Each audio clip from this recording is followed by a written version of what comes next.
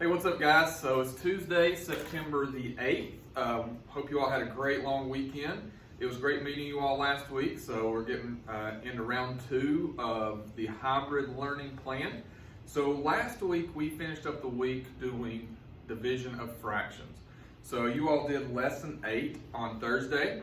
So what we're going to do today is continue on with the dividing fractions plan that we have. So today, Ms. Bridwell is going to show you how to divide fractions using word problems. So this right here is actually something that you will use quite a bit, because it's very rare that someone gives you a problem that just has the number. So you're going to have to figure out from the word problem how to actually solve it. So we're actually on the next page from where we were at Thursday. So if you remember, we were on lesson 8, and we're just on the next page. And I'll come up here close so you can see it. So what it will say on top here, it says dividing fractions. And we're going to do 4 and 5 with you. And your classwork will be to finish that page, the back of that page, and the next page. So Ms. Bridwell will go into more detail of that. So we're going to be looking at dividing fractions using word problems. Thank you, Mr. Winstead. That was a great introduction. Thanks. Okay, so word problems with dividing fractions, the hardest part is reading it and figuring out what number is supposed to go first. So if you remember in division, you're taking your total and you're splitting it into smaller groups. So the key to these problems is to figure out when you read them, okay, what number is my total and how am I splitting that total, okay? So, because it's not always the first number you see divided by the second number you see. So you really need to pay attention to that, okay? Total always goes first. All right, so we're on number 4. And it says Judy is making a rope ladder. She uses 1/2 yard of rope for each step. How many steps can she make with 6 yards of rope? So again, the very first thing I should be thinking about, okay, well, how much rope did I have to begin with? Did I have 1/2 yard of rope, or did I have 6 yards of rope? So when you think through that, you should realize I had 6 yards of rope to begin with. So my 6 goes first. So I do 6 divided by, I'm trying to put them into, I need 1/2 yards in each step, okay? So once you set it up, that's really the hardest part about the division of fractions word problems. So we need to remember whole numbers always go over 1. Wow, look at that smart board. This says we're going to recalibrate it while you're on this video. Please hold. Please hold. There's no pause in Technical difficulties. It'd be funny if you This had is live. like one of those things that play the music. What music? Like, the technical difficulty, have a Oh. thing pop up there. Okay, let's try this again. So, whole numbers always go over 1. That looks a lot better. Divided by 1/2. So at this point, you should be remembering, keep it, change it, flip it. So we keep the first fraction, change that division to multiplication, and flip or find the reciprocal of that second number. So that should be 2 over 1. Once you hit multiplication, we just multiply straight across. 6 times 2 is 12, and 1 times 1 is 1. Now you always want to simplify these answers. Well, this one's pretty easy because we know a whole number always goes over 1. So really, the answer to this problem is 12. Now, at that point, you should be going back to your word problem and figuring out 12 what?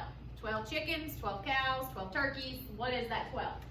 So when you read it again, you realize that you had 6 yards of rope and you needed 1/2 of a yard for each step. So you were figuring out how many steps you were able to create with that 6 yards of rope. So your answer is 12 steps.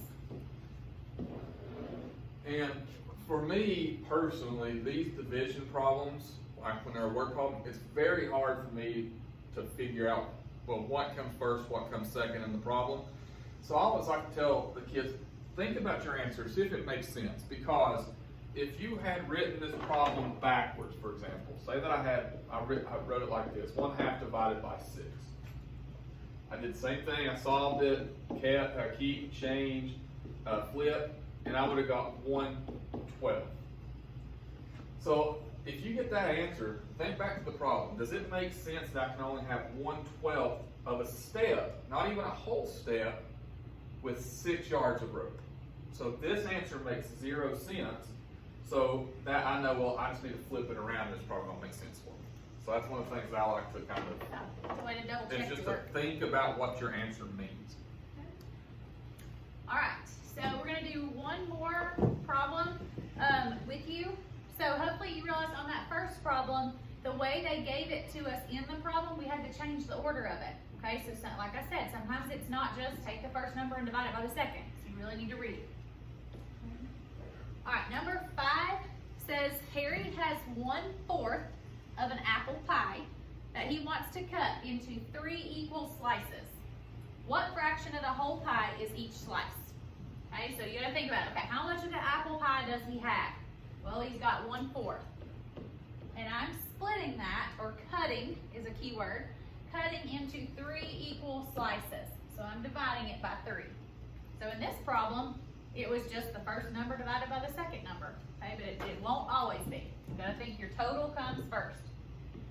So 1/4 divided by, whole numbers go over 1. Keep it, change it, flip it. Keep it, change it, flip it. Do your multiplication. 1 times 1 is 1, 4 times 3 is 12, and I know I get 1/12. Again, I gotta go back to the problem. So he had 1/4 of an apple pie. He's splitting it into 3 equal slices. It says, what fraction of the whole pie is each slice? So it is 1/12 of the whole pie. Okay? Now, when you go to put in your answers in the Google Forms, it should accept it either way. Okay? If you put in 1/12, it's going to give you credit. If you put in 1/12 of the pie, it should still give you credit. Okay? But we want you to go ahead and make sure you're starting to learn how to label. It's really important. All right. One thing I want to bring your attention to. So you're going to finish the rest of that first page, just like Mr. Winstead said. A lot of these problems say, please explain what's wrong with the expression. You need to go ahead and explain what's wrong on the problems, okay? But when you put the answers in the Google form, you do not need to write in your explanation, okay? Now, there's a tricky one. On the back, this is page 2. It starts 4, 5, 6, and 7. I want you to put a star next to number 6. Okay, star number 6. That just means that that one's a really tricky problem. Okay, you can do it, but it's tricky. All right. Same thing on the next page. It goes 4, 5, and 6. Put a star next to number 6. That one is a tricky problem as well. Okay. So we've tried to give you some explanations on the form. As you put in your answers, we have given some explanations on there just to, especially on those really tricky ones. Okay, so hopefully that explanation will help you understand it if you missed it. If not, feel free to email us and we will be glad to help you. All right, anything else? Nope. Have a good day and we'll see you tomorrow. Bye.